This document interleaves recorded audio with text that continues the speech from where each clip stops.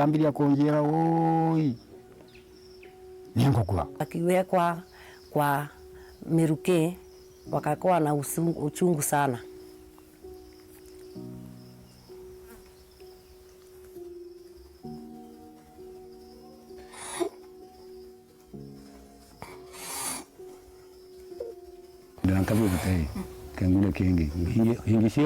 Just at 25 Kenyan shillings only, 28 lives were lost.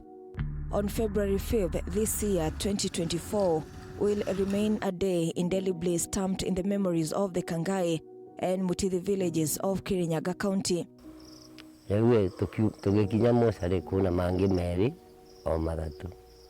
Mentioned the day to the residents, and tears of pain flow freely down their cheeks, ripping through a wound that is yet to heal.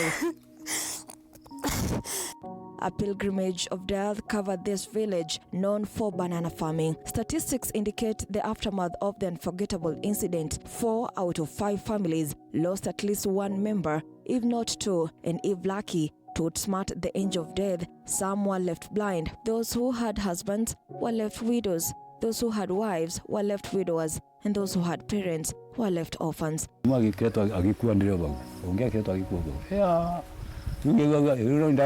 unpalatable incident did not spare the elderly nor the youthful.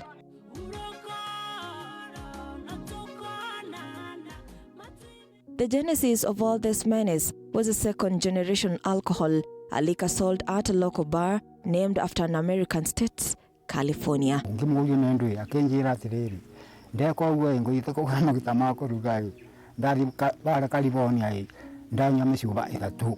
Some of California's victims were Alice Wanjiru Njogu, Stella Muthoni, and Monica Wanjiru Mutugi. Paul Washira Njiraine, Josephine Wakuthi Ndama, Francis Mushira Mugo, John Joseph Mureithi, Peter Mwai Githae, Francis Muiruri Waweru, and Monica Wanjiru Mutugi are some of those who died after consuming the California liquor. Joseph Gishamba is one of the lucky to have survived the killer of illicit alcohol. Gishamba, living to tell of how he cheated death, narrates how it all started as a normal day for him. On the fateful morning, he went about his errands just like any other day. Unknown to Gishamba, after work, he made a stop at the California bar for a drink. Unknown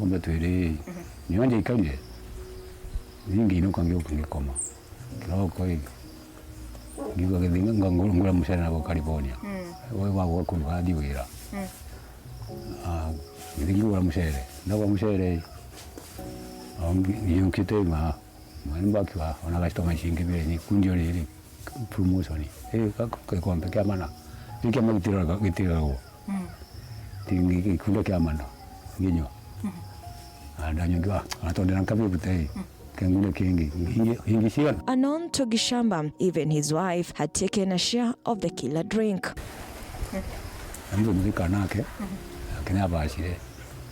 At first, he felt completely healthy, but he and his wife were suddenly struck by panic, leading them to decide to seek medical evaluation at Kirinyaga Referral Hospital. Upon arriving at the hospital, they encountered a long queue of neighbors who were as well intoxicated by the alcohol and were in critical conditions. Suddenly, life and death separated the two.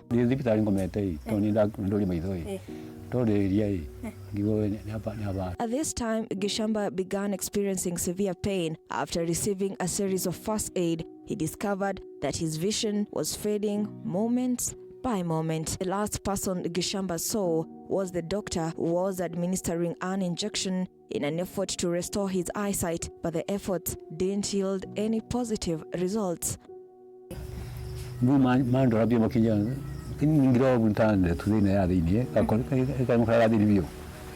Gishamba was one of the 3 who survived after consuming the California illicit liquor, dressed in regret and sorrow, as he narrates to me the flow of events of that day.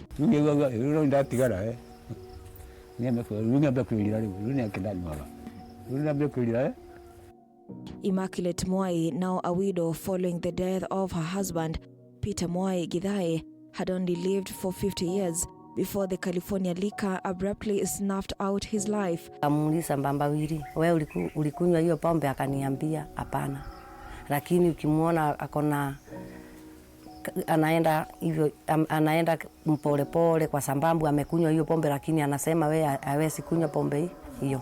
On the day of his impending death, Moi wandered outside in fear, avoiding telling his wife Immaculate and his family the truth about having consumed that alcohol, hoping to escape the fate that awaited him like his peers, unaware that death was knocking at his door. Hiyo wakati wa kutuma hiyo pesa wakiwekwa kwa Meruke, wakakuwa na uchungu sana.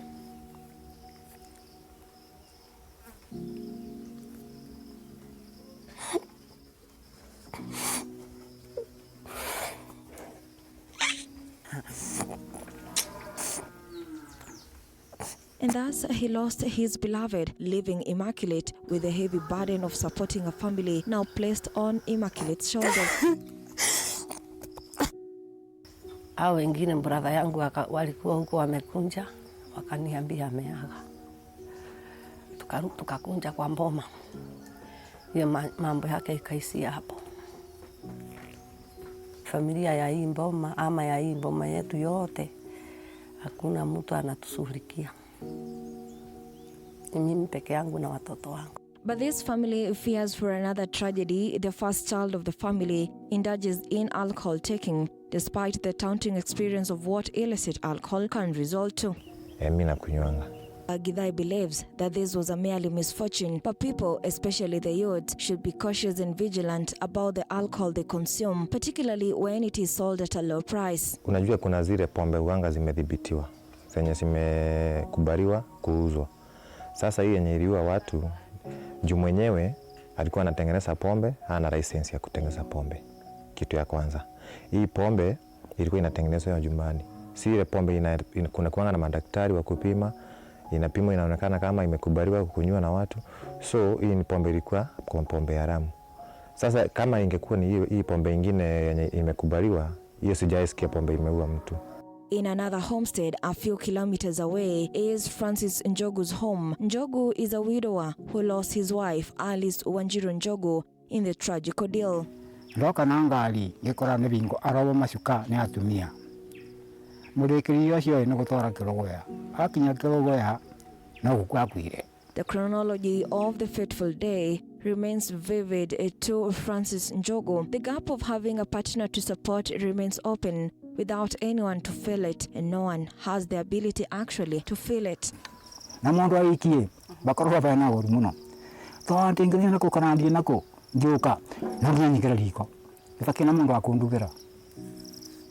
Ndeke akorugai ndiego ikwe ngara. These two brothers, though not related by blood, were close friends, Francis Njogu and Peter Ndama Moiro. When Ndama saw his friend recounting the death of his wife, he moved closer to support his friend. Pete still held on to memories of that tragic day. The wives of these two men were also very close friends. On the day of the incident, the wife Tundama called on Alice Wanjiru Njogu to share the alcohol she had purchased from California.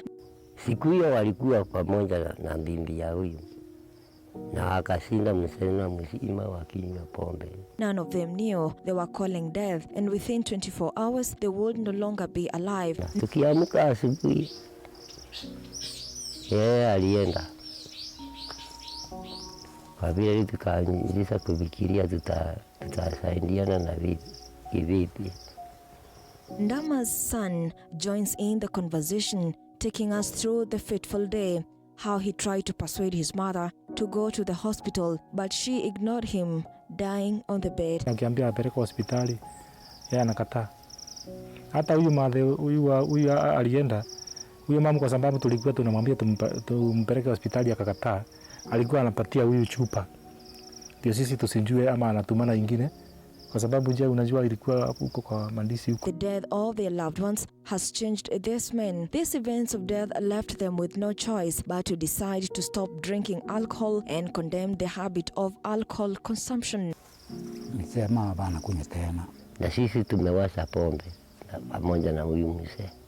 Nitegasoke. The California liquor left Kangai village with the scar of graves in every homestead. If you visit this village, one thing is clear: crosses all bearing the date, the 5th of February, the year 2024. A sufficient lesson that the locals would stop consuming alcohol, especially illicit liquor. However, it turns out that this is not enough. Moses, though not his real name, reveals that the sale of alcohol has resumed in this village. Wakilabu wanapika hiyo pombe, tunasikia njuguli wale ametoa, wanatengeneza vilambu ndio warudisha hiyo pombe kwa masinanji. Moses speaks to me with concern and continues to inform me that this alcohol is now transported at midnight. The alcohol itself has been given the nickname Maboko, after the owner of the California club, John Mureithi, was released on a bail of 1 Kenyan million shillings. Locals vowed never to welcome him back to the village for the bitter sour scars the alcohol he sold to unsuspecting clients left on about 28 families. Putting forth the claims and concerns of the residents to the local administration, this was the response we got. The chief assures me that all clubs that were selling alcohol were closed and licenses have been reissued. Currently hizo pombe zenye zilikuwa zinatengezwa na Ethano haziko kabisa kwa ground. Kutoka kwa wakubwa wetu huko juu sasa kama DCC tumeungana zote sasa, yenyewe tumekuwa na raids huko, all the clubs tunaendelea huko kuangalia kama kuna hizo mapombe zinaingia, na information bado huwa tunachukua. If there is anything kama hiyo pombe tunaenda tunakamata na tunapeleka na tunastaki yao. This is following orders from the county governor Anne Waiguru and the former security CS Professor Kithure Kindiki. All existing valid licenses will be vetted afresh. Residents of the area have lost faith in the local administration in the fight against the killer brews. Mimi ningetaka niulize, nikiwa ofisini nilifanya kazi mingi sana ya kupigana na pombe haramu na mihadarati kwa sababu ya watoto wetu. Tangu watufurushe, nimeona hiyo pombe haramu imeanza kurudi. Sidi imeanza kurudi ya kuharibu watoto wetu. Hao watoto ni wetu. Hakuna haja mrudishe pombe ati ndio idhuru hao vijana, ati ndio kazi ile Rigathi Gachagua alifanya ionekane ni bure. Hiyo ni kuumiza watoto ambao hawana hatia. Hao wazazi wote wangetaka, hata kanisa, tupigane na mihadarati na zile pombe haramu, ndio watoto wetu waweze kuishi na ile njia ambayo inafaa. The California incident becomes a reason to deal to have claimed a significant number of people due to illicit alcohol, with a total of 50 people succumbing to complications occasioned by second-generation liquor. Ruga Eval, TV 47.